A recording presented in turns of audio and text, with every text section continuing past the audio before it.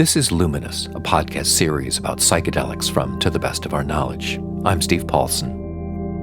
When you hear testimonials about psychedelic experiences, they're often stories about how they've triggered some sort of personal transformation. But there's a different dynamic when two people do it together, especially when a married couple shares the experience. And that's the story I want to tell today. Marcelo and Kari Gleiser are both highly accomplished in their professions, and they also happen to be friends of mine. He's a physicist at Dartmouth College, and she's a clinical psychologist. I've known Marcelo for years. He's the kind of philosopher-scientist who asks the really big existential questions, which are precisely the kinds of questions that I'm drawn to. And more recently, I've also gotten to know Kari, who uses psychedelics in her own therapeutic practice. Over dinner one evening, I discovered that Marcelo has his own history with psychedelics, and they told me about one experience they had together that turned out to be a real breakthrough, so I asked if they'd be willing to talk about it on this podcast. I also wanted to know how psychedelics have influenced their thinking about their respective fields. Marcelo, as someone who investigates the nature of reality as a theoretical physicist, and Kari as a psychotherapist who specializes in treating people with trauma. So you might say this is an interview in 3 parts, and we really do cover the waterfront.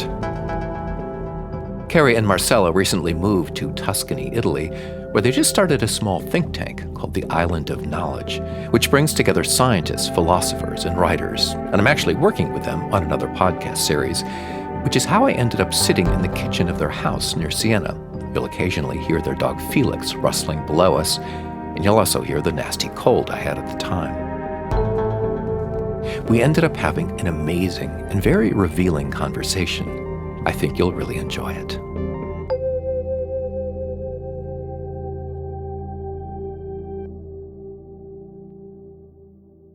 I'm willing to bet that each of you came into psychedelics, your interest in psychedelics, along different paths. And I want to get at that, but I also want to hear from each of you what your initial experiences were with psychedelics, your personal experiences. So Marcelo, what about you? How did you first discover psychedelics? So I grew up in Brazil, in Rio, and there were lots of my friends that were doing psilocybin mushrooms, and LSD as well. And I was the athlete, the nerd physicist guy, until one day I went to a farm with a bunch of friends and they had LSD tablets, and I was about 21 maybe, and I had never done anything like that, and I took the full dose, and it was the most mind-blowing, spectacular experience I could have. I couldn't even have imagined. How could that little piece of paper, a tiny little paper you put on your tongue, and then boom, right? The universe becomes an open book. And you have this kind of immersion into nature. And everything that people say, the feeling of oneness, the deep spiritual kind of flights, were all there. And we were a group of friends. We were about maybe 10, and we did all these games. They were so much fun. I have to tell one game just because. Sure, yeah. So what you do is you get all your friends in a circle and you embrace. And, I'm talking about the tropics. It was summer. It was a beautiful, clear night. And then you all bend into the ground like this, holding. And then you go, whoa. And then you go up to the sky. And literally you take off to the universe.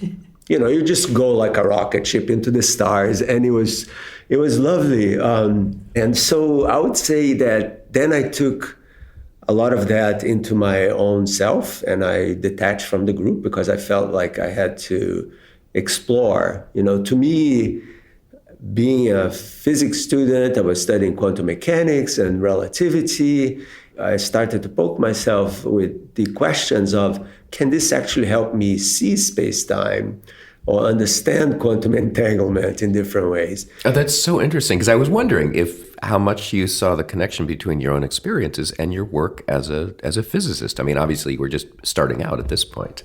Yeah, and I have to say, I remember this so clearly. It's crazy. It's like 40 years ago or more, actually. And I remember saying, so this is what space-time means, meaning the connection of space and time, which is something that is not very intuitive, right? And it made me kind of get an intuitive grasp of what the mathematics was telling me, which I did not see just by calculating. Right? In what way? The intuitive grasp of mathematics? Yes, because I could see mathematics as really describing this subtleness of reality that is not something that you see with your everyday, experience of space and of time, So that was very moving. But then I moved away from that and I went into this feeling of oneness.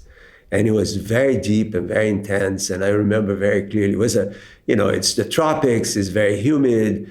There was this tree that was literally dripping with humidity, and I thought the tree was crying, and I went there and I hugged the tree, and we were so happy together, hugging each other. And it was this thing that you would never do this, right? When would you cry hugging a tree? And to me, it was the most natural and most wonderful experience I could have. I loved it. It was incredible. It was 8 hours of bliss. But I also realized, and I was very scared because mental illness runs in my family, and I was very scared that this could do something bad. A lot of people told me that. And I remember I had a notebook, and I said that this is horrible, but I have to say, I said, if this is what madness is, sign me in. Because it was this blissful experience with the totality of being. That's how I felt. That was my first. Yeah. I want to pick up how you came back to this then, but Kari, let me turn to you. So I know you have come at this whole question of psychedelics in a very different way. I mean, you were a clinical psychologist, so how did you get interested? I had a very different portal into the world, let's say. I was more of a solitary, kind of introverted child, so I didn't have a lot of exposure to the world of psychedelics. I didn't have my kind of rebellious period, I would say, until I was kind of an adult, which is actually a lovely time to kind of be an adolescent. Mm-hmm. But it really was through a professional setting. And I started having these little kind of glimmers of interest and hearing, it was kind of entering into the zeitgeist of my world, of what can psychedelics do in the world of healing and mental health. And then I had an opportunity to try MDMA. And this was about 4 years ago. And I was lucky enough to do it in a setting with colleagues, with deeply trusted, admired, safe people. And it was an incredible, different than LSD, because MDMA, is not the same kind of class of psychedelics. It's more in a pathogen. And so my experience was of such a profound opening and interconnectivity. And I explain it experientially as almost, I'm a relational and attachment psychotherapist and experiential psychotherapist. So a lot of my focus in life has been just more and more opening to experience, opening to emotion, opening to relating and helping other people do this too.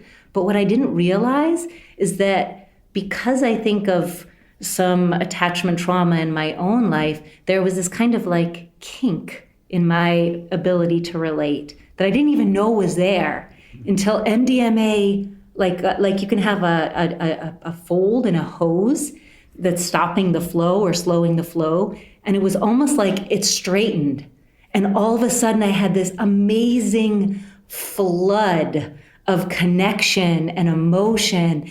And I remember saying to the people that were sitting with me, I've been waiting for this feeling. I've been searching for this feeling all my life. And here it is. And it was the most amazing experience of interconnectivity and like a feeling of almost unarticulated longing that had been in there that was all of a sudden satiated. You said that it was like you had this kink in there and then it got unkinked. Yes. Can you be more specific about that? I mean, what was the block that then that this helped you get through? This is the mystery of psychedelics, is that sometimes you get a direct rush of experience without content. It wasn't like I was flooded with memories or, all of a sudden knew something. I just really literally felt like there was an energetic scrub brush going from the top of my head through all of my cells down to the bottom of my feet. It was really just the direct experiential shift. And it was beautiful. You said you did this first experience with MDMA with colleagues. So Yes. This was presumably this was kind of, you were thinking, can I use this in my therapeutic practice? Absolutely. It was guided by a personal and professional curiosity and seeking, but I don't really make a barrier between personal and professional. But you must distinguish between, I mean, you're working with a client who comes to see you and is looking for help, and then what this is doing for you personally. Absolutely, absolutely. And I think whether you're talking about psychedelics or, therapy in normal states of consciousness, we can only lead people down paths that we have walked ourselves. And so our healing processes are states of consciousness as therapists, as psychologists, is only as expansive as our own experiences. And I think that's even heightened in the world of psychedelics. I don't think we can be competent, ethical, experiential guides. If you haven't done it yourself. Exactly. Yeah. So I want to come back to kind of how you use this in your therapeutic practice. But Marcelo, let me go back to you. So you had this incredibly powerful experience when you were 21. I'm guessing maybe there were some other experiences when you were younger as well. But then pick up the story later. I mean, you went on, you've had a big career as a physicist, a theoretical physicist, as a cosmologist. I mean, was psychedelics part of your life all the way along, or did you sort of put it aside and only come back to it much later?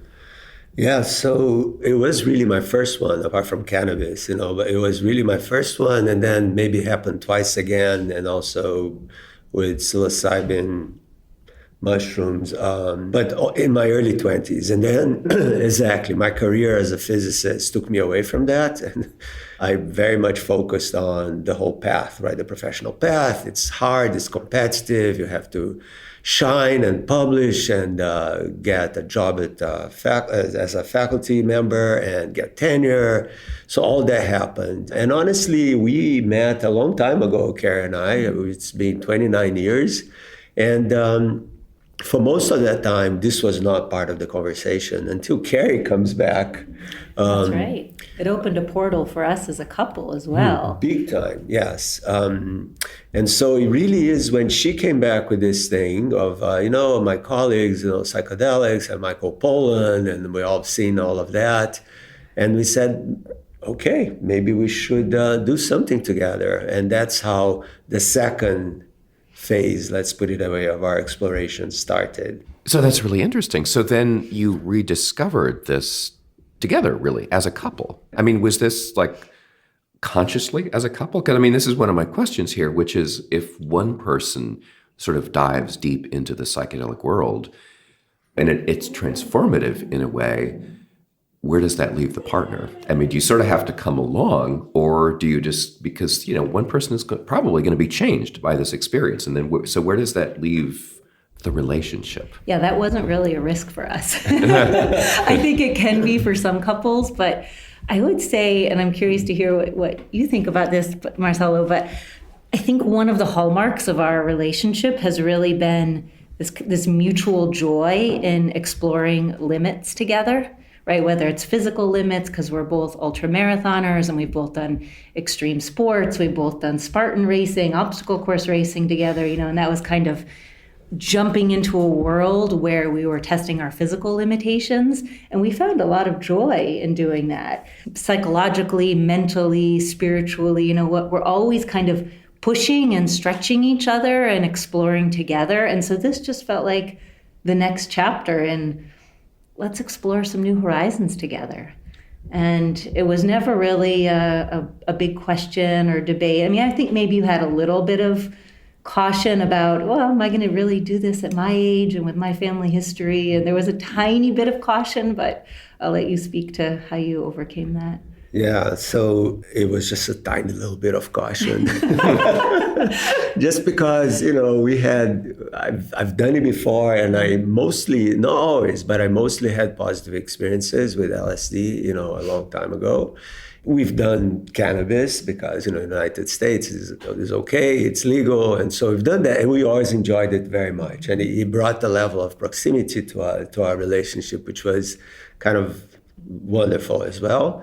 My early experience with Kari, 3-4 years ago, I don't even remember anymore, was with MDMA. We did it together with a therapist. So it wasn't just, let's go do this. It was very kind of like not scripted, but prepared with this safety. It was held. The space was very lovingly held. And it was just the two of you and the therapist? Yes.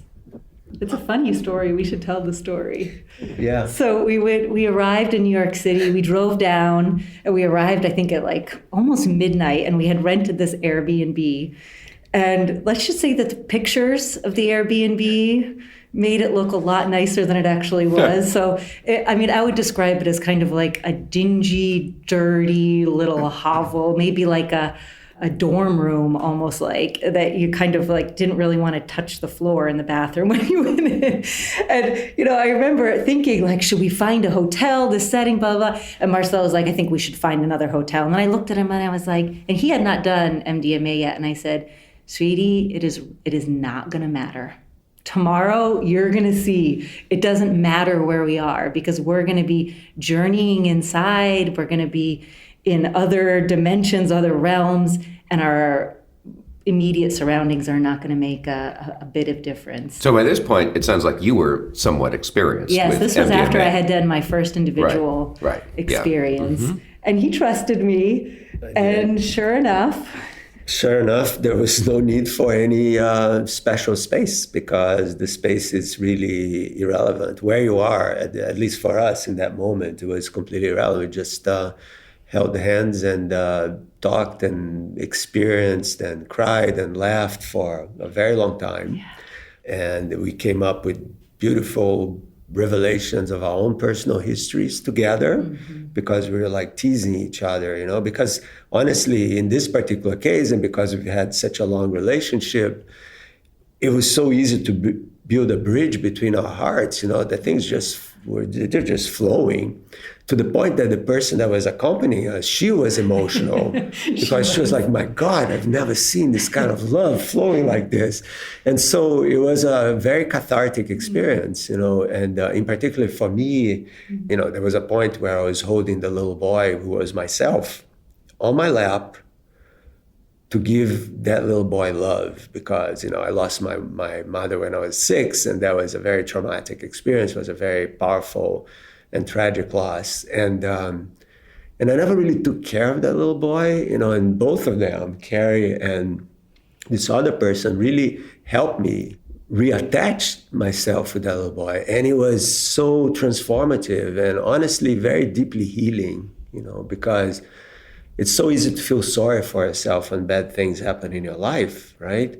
And it's so much harder to kind of come to terms and embrace the loss as a path to self-knowledge.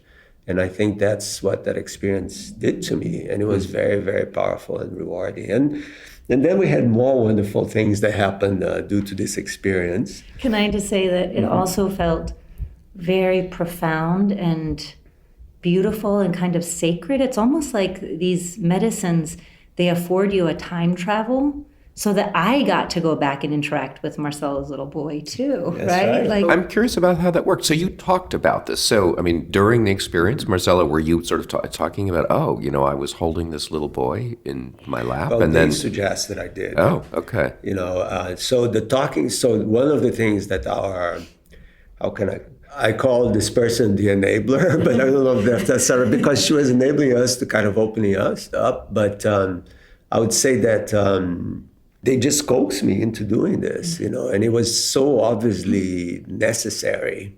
Because he was talking about this little boy, and I can't remember if it was me or her, just basically said, let him be here, feel him here. Yeah. He's here already, right? And so it becomes a real experience, a real relationship, not a hypothetical, not an abstract.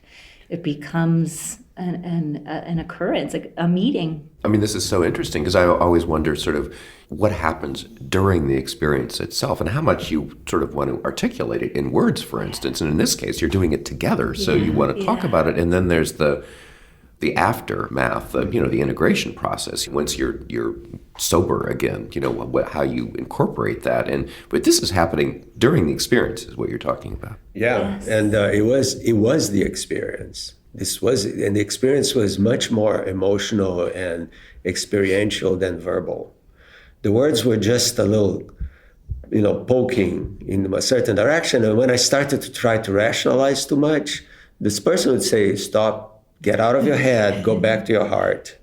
Get out of your head, go back to your heart. Because, that's where, scientists and a lot of people are just trained to rationalize, right? It's so much easier. So it's almost protective. Right? Your mind protects you from the emotions that are hidden down there.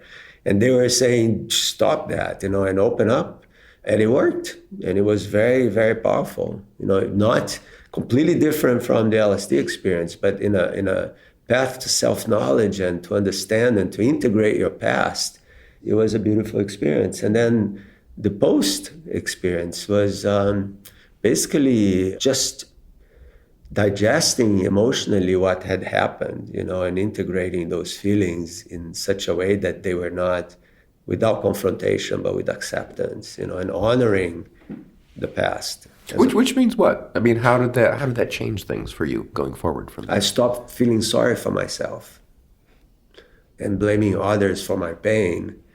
And understanding that, hey, this pain is part of who I am, and I have to embrace it. And also, later on, with another experience, I started to think of my mother and her pain, and not about my pain, but her pain, which is really what I think had the deepest healing effect for me. Can you tell me about that later experience? Sure. So there was not MDMA. There was smaller dose of the 5-MeO DMT. So it's very short, very explosive. And so my mother had depression. So, talking about the 60s, and there was no medication. There was just electric shock therapy, and it was pretty bad.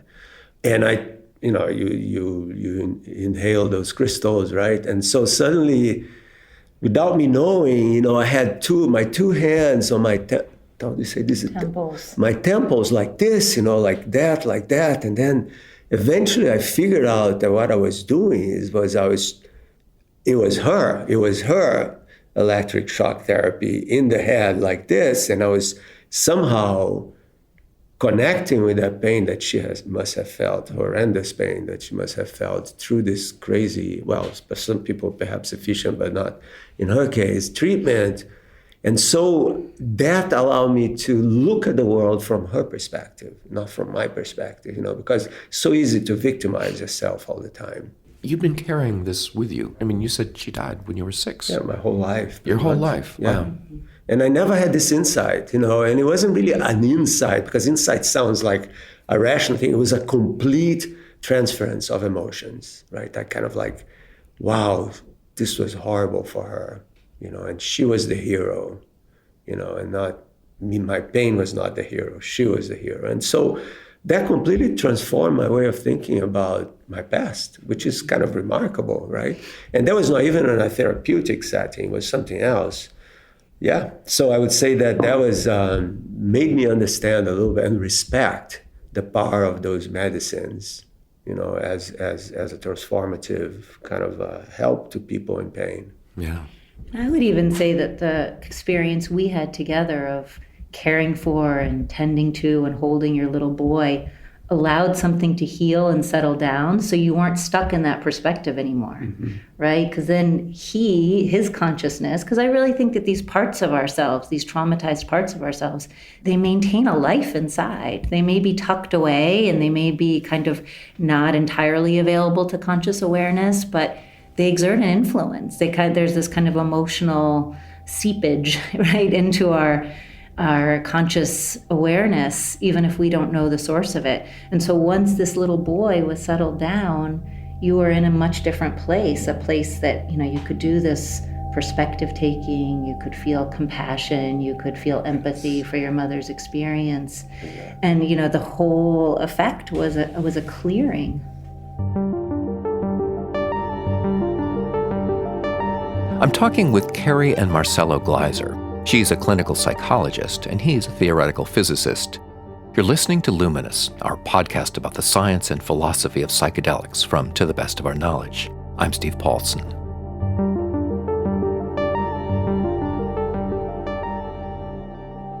Kari, Can you talk a little bit more about how you incorporate psychedelics into your therapeutic practice? I know this is not only what you do. I mean, this is just a piece of it. It's a tool in a way. But what can working with psychedelics, I don't know if it's MDMA in particular or, what the substances you're using are, but what does that do or what does that enhance that maybe it's hard to get otherwise? Yeah, it's an excellent question. And it's a question that I'm passionate about. I am also somewhat frustrated by because legislation and laws lag behind, I think, the passion and the excitement and the possibility, right? So I have been a trauma clinician and worked with really complex trauma and dissociation for about 20 years now. And it's only been the last few years that I've entered this world of the healing potential of psychedelics.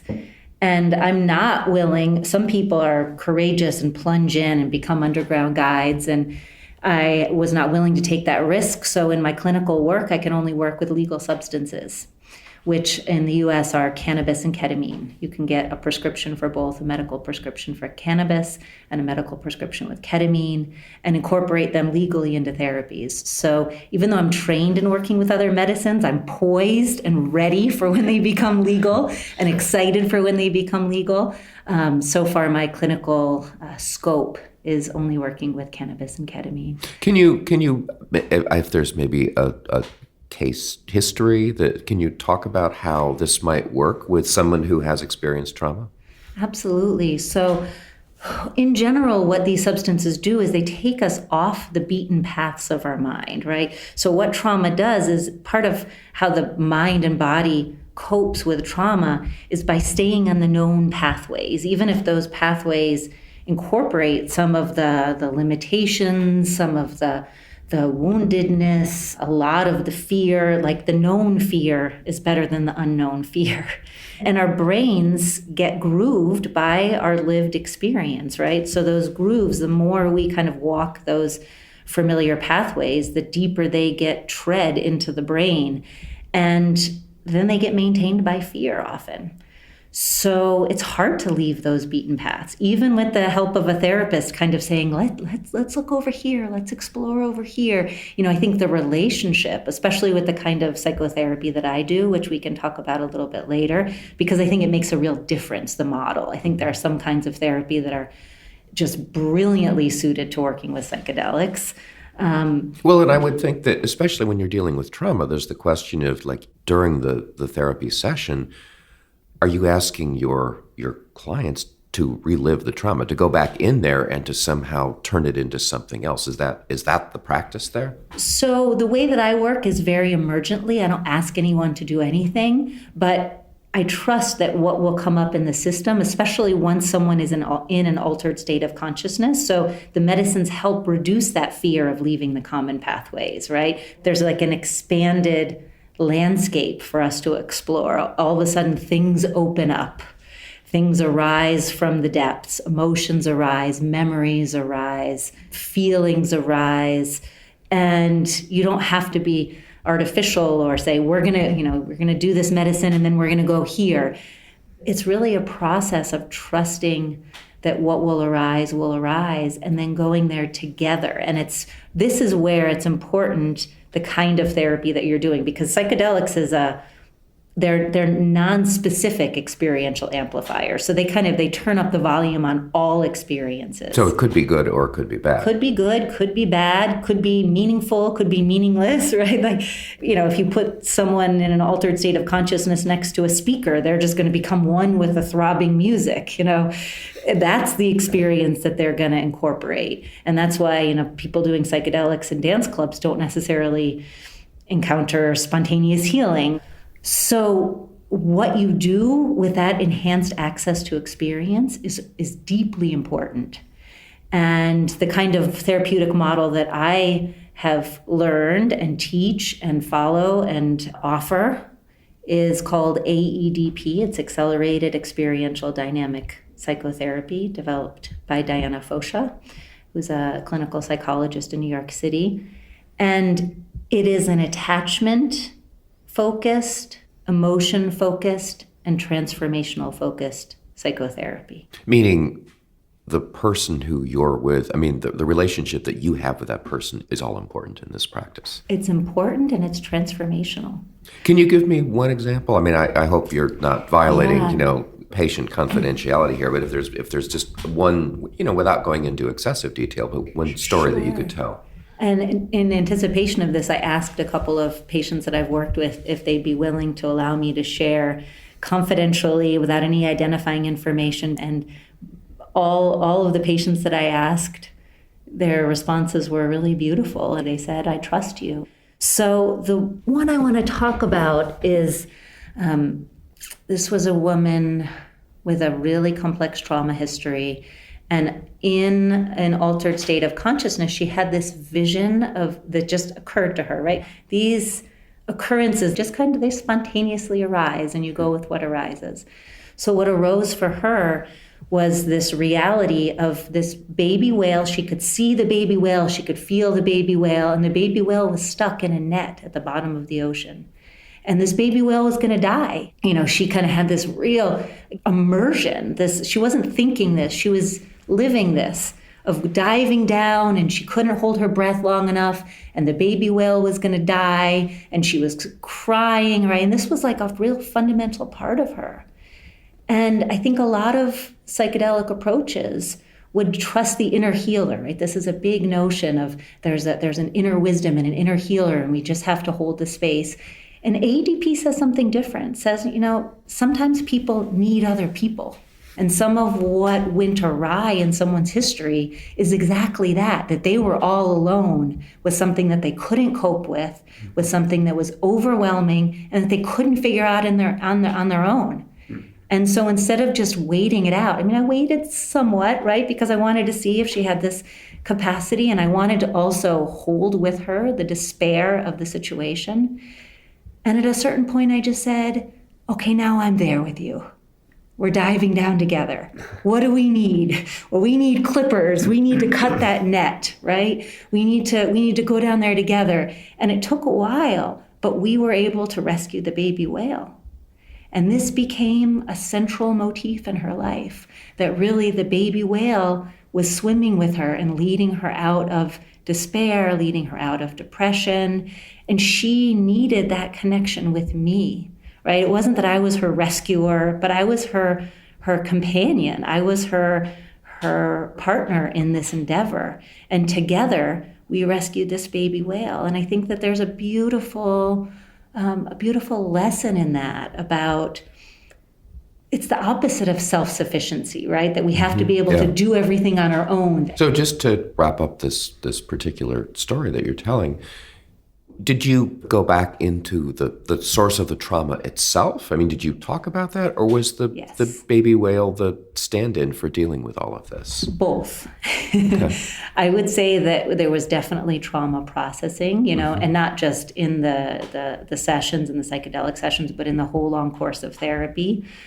But this really was the turning point, more than any other turning point in our therapy, I would say, because we had done tons of trauma processing. And yet, I think there was this piece that had not been touched, that had not been accessed, that had not been reached. And this is what makes me so excited about psychedelics for people that still stay in some way stuck, right? Despite all of their efforts and attentions and commitment to therapy and commitment to transformation, something inside stays inaccessible.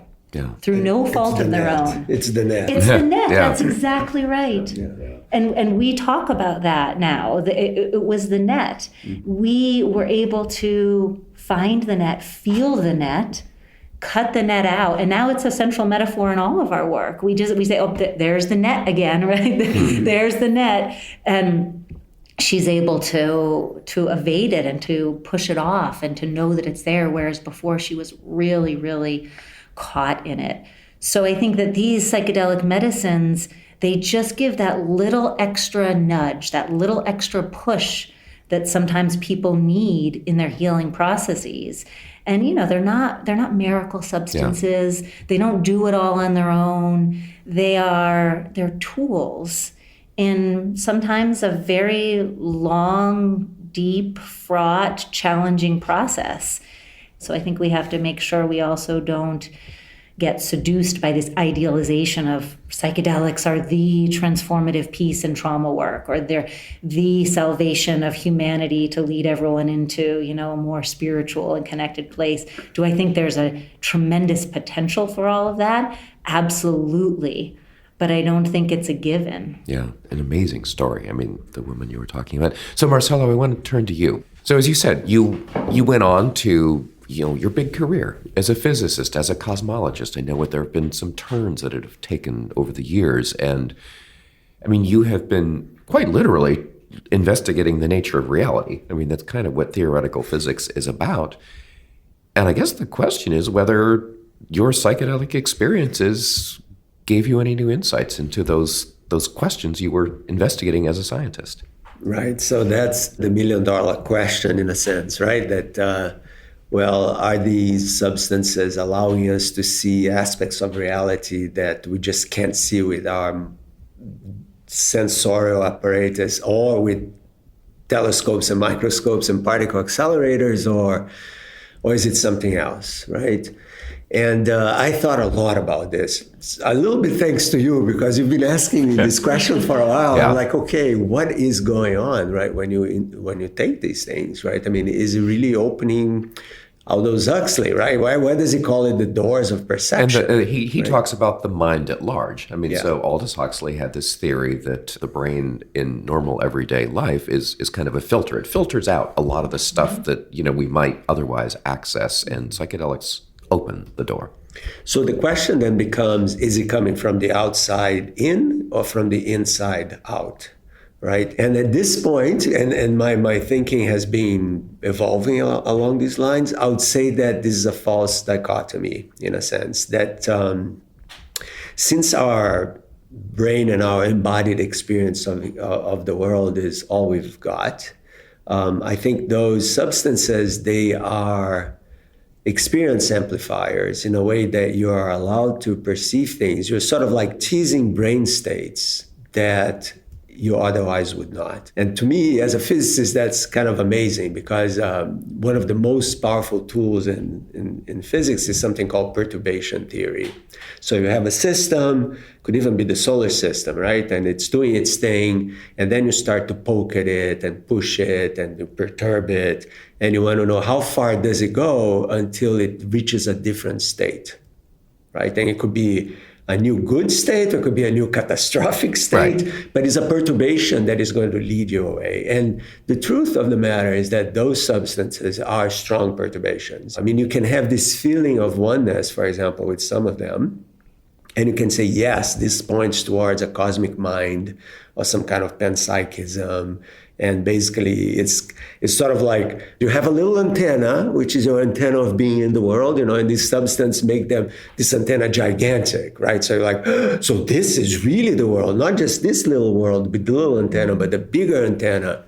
And I think the most important aspect of that, because it's so hard for us to know because it's so subjective, and that's the problem with the scientific narrative, right? I mean, how are you going to describe what you're doing in objective ways when even for yourself, every experience is so different, right? I mean, you can take the same stuff, you're going to experience different things, see different things, right? There are some patterns though. So for example, psilocybin, some time ago, I did like a pretty substantial amount, 5 grams. I think that's kind of like the see God kind of thing. And the hero's dose. The hero's dose, is that what that is? Yeah. Okay, so I took the hero's dose, and to me, why was I doing that? Well, I was doing that because I wanted to see what my mind-body totality would be like under those new antennas of reality, right? And funnily enough, I had a committee of my ancestors around me in bed, they just stopped. We had a great conversation, like many generations of my family, but I also saw these kind of like typical geometric, colorful patterns that so many people talk about, right? And the question then becomes, if so many people see these things, is it a trick of the brain? Because, our brains are very similar. Or is it something that is really out there that you just don't see light that way? We don't know. We don't know what's going on. But perhaps knowing is not the right thing here.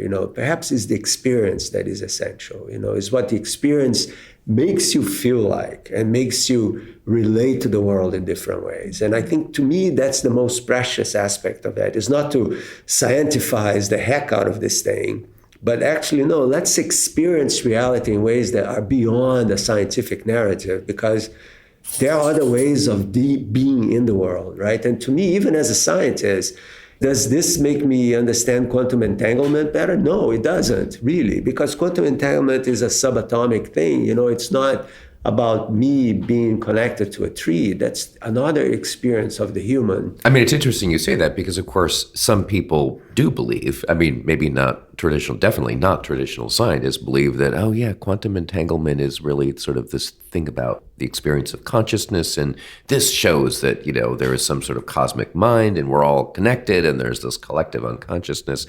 You're not going there. I'm not going there because, in a sense, you don't need this quantum word to explain the experience of connectedness, right? I think that's an unnecessary exaggeration of rhetoric. You just need the experience of connectedness. And I think, honestly, science almost is in the way of that. If you start to rationalize the experience, and say, oh, this is to do with quantum entanglement, I think that takes it away from the true value of the experience, which is we are all one with nature.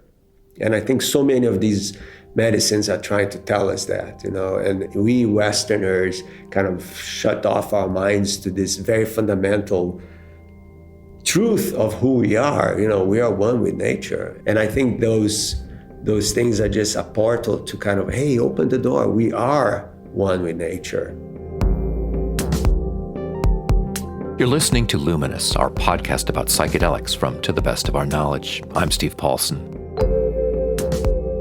My guests are Marcelo and Kari Gleiser, and just ahead, why Marcelo calls himself a rational mystic.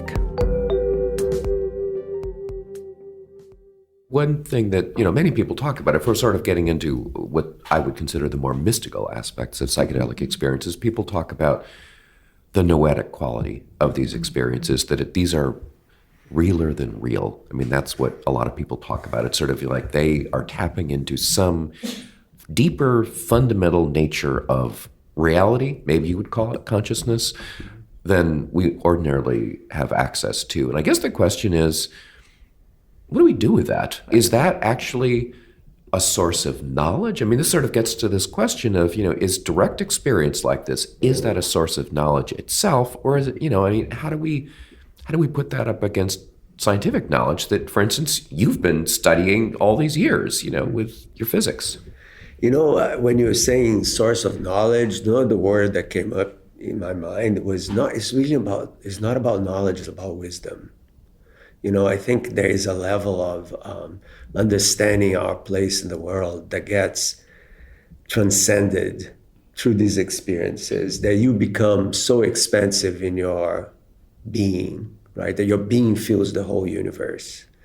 And that should fill you with wisdom, in a sense that, how fundamental it is, our connection with things that we don't even think about in our everyday lives. So this is kind of a privilege to have this kind of encounters with the sacred, which is really what these things are doing, right? And so I don't know if you ask me in 2 or 3 years if I'm still going to think that way, but right now, I am honoring these experiences as something that takes me and Kari, even together, to an emotional and spiritual place that we wouldn't go normally. And that's just wonderful. You're basically creating a perturbation that is so powerful that it opens up a different way of being with each other, with the world, that is revelatory. It's an ecstatic feeling. And I think that's just fabulous and wonderful. And I don't know if you need to kind of go into quantum physics or create a fundamental consciousness for that. To me, what it does say is that how amazing it is to be human and to have these experiences, of oneness with everything. Kari, I want to get your take on that. Yeah, it also makes me wonder why we feel this impulse to explain that.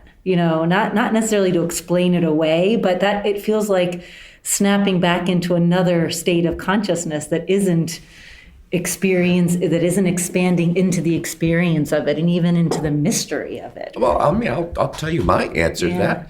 I want to understand, the nature of reality. I mean, since I can remember, I've always been obsessed with the big existential questions, and it seems like this is one of them.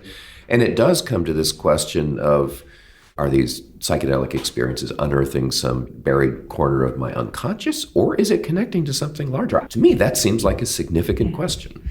And I try to break down those dualities in my mind because I think that the experience is not something separate from reality, right? Like our experience is reality and it's part of reality. Of course, it's part yes. of this Right. network of reality. And that line is very fuzzy, right? And I think psychedelics plays with that line in really profound ways, but I'm not sure it necessarily gives us enough distance, or I don't know. This is the hard problem of consciousness, right? In a way, you need to be outside of something to look at it, and we're trapped within it. We may have an expanded landscape on psychedelics, so we get to push into and feel things that we don't normally feel, and that those things are deeply transformative, right? They can transform us, they can transform our connections with each other, with the world. But I'm not sure so far, and again, let's report back because we want to continue. One of the things that is on our bucket list is that we want to do ayahuasca together, but that feels like it needs to be the right environment. It needs to be the right time. Well, especially because, Marcelo, you're from Brazil, so, the land of ayahuasca. So. Exactly. I have so many invitations. It's crazy. I know. But we're trying to listen inside to where's the right moment, where's the right context, because that really matters. Yeah. Well, let me ask this in a more pointed way, and I'm going to come back to you, Marcelo. And I mean, you mentioned this experience with psilocybin and encountering ancestors, and I heard you somewhere else talk about what sounded like a really profound experience. I don't know if it was that or if it was with LSD, where you really met your ancestors. And I'm wondering if you can talk a little bit about that and how you see that experience. It was that one. Oh, was that one? It was Okay. the psilocybin one. Yeah. So tell me, if you're willing, tell me what happened. Yeah. So even before that, just very quickly, I think the difference between the psilocybin, who am I to classify? Here I am, right? And the LSD experience is that the psilocybin brings in a more personal connection with your past, in a sense of these ancestral connections and lineages, and LSD, I think, blows that all up. And if the ancestors are there, they're dancing with you or something like this. And in this case, was more like it was almost like a committee. I mean, I was laying down in bed and looking up at this window that is on our ceiling. And they just surrounded me and they started to talk to me about my life and what I have done. And they were proud. And at some point, I don't know why I remember this. I said to them, because a lot of the way I framed my life, in the past was like, I want to honor my mother, the fact that what she missed, because she didn't live that long. And at some point in this evening, and you were downstairs, right, Kari? I said to them, I think it's enough. I think I've done enough of this honoring, and I just want to kind of like enjoy this and not have to feel like I have to pay dues, to my past. And that was very liberating. So I think that's the experience you're talking about. Right. So the question is, where did those ancestors come from? I mean, why did they appear to you? Because they're always here, right? I think they're always present. They just not be visually present as they were in this case. I mean, it was a visual encounter. I mean, you have to wonder, was this calling up memories for you, or was it calling up something else?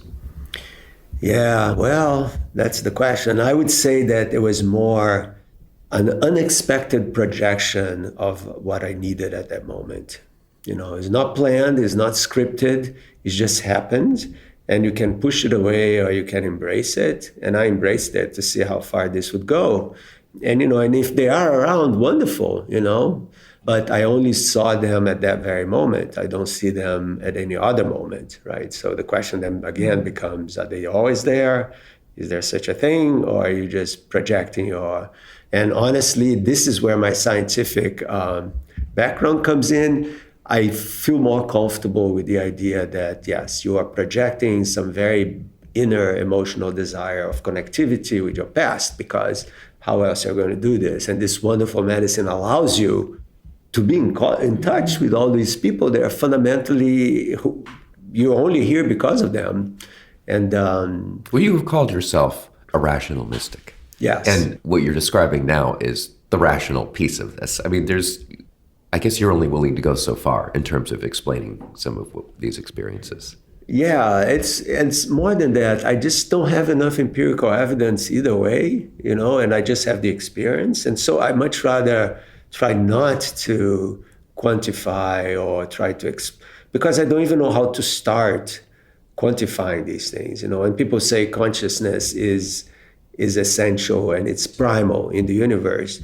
I don't know what to say. I'm like, okay, I mean, like mass and electric charge, really? How does that even work? I have no idea. And so at this point, I'm much happier. Maybe that's Kari's influence too. It's like get out of your head and embrace the experience for now. And if something else comes up one day, fabulous. But for this moment, what's been very healing to me was not the scientific aspect of the experience, but the emotional aspect of the experience. So I agree with all that, and I want to do a thought experiment. Okay. Would there potentially be, you said like maybe one day if the evidence is there, you'll realign. What could possibly give us the evidence? Like, could you in a thought experiment think of any way to say, okay, of course all of our ancestors are with us all the time. They're in there as living presences in our psyches and our hearts and our bodies, right? Just as there's intergenerational transmission of trauma, I really believe there can be intergenerational transmission of healing. I've also had, communal meetings with ancestors going back generations, right? And so I think that this is the mind manifesting. That's what psychedelics are, a manifestation of the mind that is not disconnected from reality. It is reality. Does physics have any way of, like when you're in your scientist mind, can you think of, would there be any way to design an experiment to say, there's something else here right now? Oof. That's a better question than I would have asked. So. I cannot think of any. It may very well be that this is not the right question to be asking. And I honestly do not know what would be a manifestation of cosmic consciousness, from an experimental perspective that would be quantifiable and meaningful to the scientific community at this point. Well, I think it would be somehow you would receive information that you couldn't have just gotten on your own. And you could test that in some way. And maybe multiple people could do that. Isn't that what we call insight? I'm thinking very specific bits of information that would only be accessible through some sort of collective mind. Oh, collective mind. Yeah. Okay. Yeah. Because individual minds, people have dreams of... Sure. Right. Like Kekule, right? He had a dream of a snake biting his tail, and he came up with the structure of benzene kind of thing, So, the dream told him the answer. Awesome. Right. You do wonder where that dream came from. Yeah, exactly. So the unconscious is collective unconscious. Right? Yeah. Possibly. So this is a question kind of for both of you, but particularly for you, Marcelo. I think just doing this interview here, having this conversation, you are to some degree coming out of the closet in terms of your being willing to talk publicly about your psychedelic experiences. And, because I've talked to a lot of scientists who've taken psychedelics, it's always a question whether they're willing to talk about it personally or not. And a lot of people don't want to because, it raises questions about credibility and all of that. Here you are talking about this. How do you think about that? And given where you are in your career, you're extremely established and prominent. And how do you sort out those questions? I think I kind of embody a little bit the spirit of the natural philosophers of the 17th and 18th century, and even 19th century, the Victorians too, that actually did experiments to themselves in order to kind of understand better the nature of reality. And I feel like that's exactly what I'm doing, when I'm taking those substances, which is not very often, by the way, I'm actually trying to understand better how my mind works and how my body works with my mind. And so there is an experimental dimension to this. So that these are kind of tools, just like, the early astronomers needed telescopes to see the cosmos. This is a tool to investigate the mind. Yeah. And I mean, just think, Isaac Newton believed that the eye had a hole in the middle, which is our iris, right? And then he goes and he puts a needle through his eye to show that there is a hole there. So that's experimentation. And many of the others, Robert Boyle and others, ingested substances, in order to understand the nature of reality and who they were and if there are other hidden dimensions. And so I think I feel very much that I'm not the first one doing this. Many others do this. But because of the rigor of the academic world, people sort of hide those things. And I don't see why you should hide these things, because humanity have been doing these things for thousands of years, right? And we should just honor these traditions and see where they take you. Is this, though, because you were at a particular point in your career where, you don't need to prove yourself anymore? I mean, would you have been saying this if we had done this interview 10 years ago? Yeah, that's a great question. I think that helps a lot. Yeah, the fact that I am where I am right now professionally, I don't have to prove anything to anyone, and I can just be myself and hopefully inspire others to be a little more courageous. That's another way of saying there's nothing to hide here. It's not like you're doing something. Except for, a lot of these experiences, they're not legal in a lot of places. Yeah, but then you go to Oregon and you go to Vancouver and they're legal, or Boulder. So it really depends where you are in the world, and which shows already, that things are changing, right? I hope for Kari's and her patients and lots of people suffering in the world that they'll change faster than they are right now. Yeah. And Kari, what about you? Do you feel like you have to be cautious about what you say publicly about your experiences or what you do? I think my field is a little more forgiving because we see the transformational potential. We desperately need, for the sake of humanity, for the sake of the sustainability, the preservation of our planet, we need tools that help us reconnect. Can I just say one last thing that we didn't touch on Sure. that I think is potentially valuable and fascinating to people? The potential that these medicines have for pushing the limits of interconnectivity in couples. Because we've been together for almost 30 years now, and I would say that after the last 3 or 4 years, we are closer than ever. That's true. And it's in some ways, we've been through a lot in the last 3 years, a lot of transformation, a lot of co-creation. But a lot of it are these shared experiences where we're choosing to alter our states of consciousness and our brains and our beings to be in deeper and deeper communion with each other. And I think that there's something really sacred and beautiful about that may not have happened between us without these psychedelic medicines. Yeah. The hearts beat in synchrony. Yeah. And maybe they were, but we're feeling it so powerfully, right? Yeah. And taking hours and hours just to be with that experience. Being able to orchestrate moments where the boundaries come down and the defenses come down, and direct experiences of relationality. I think there's something really precious in that. So I think the time is ripe for us using all the tools at our disposal. Thank you. Thank you, both of you. This has been wonderful. I want to thank Felix, too, your dog, who's been sitting very patiently, maybe slightly less patiently now, as, anyway.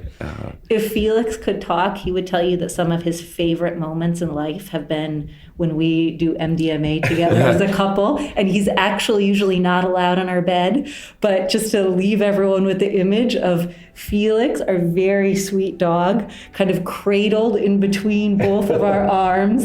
And I actually took a selfie of the three of us once, and he looks more high than both of us. I'm sure he knows something is going on there. Oh my gosh, he totally does, and he's a fan. Yeah. Thank you. This has been great. Thank you. You're welcome. That's Marcelo and Kari Gleiser. Marcelo is a theoretical physicist, and Kari is a clinical psychologist.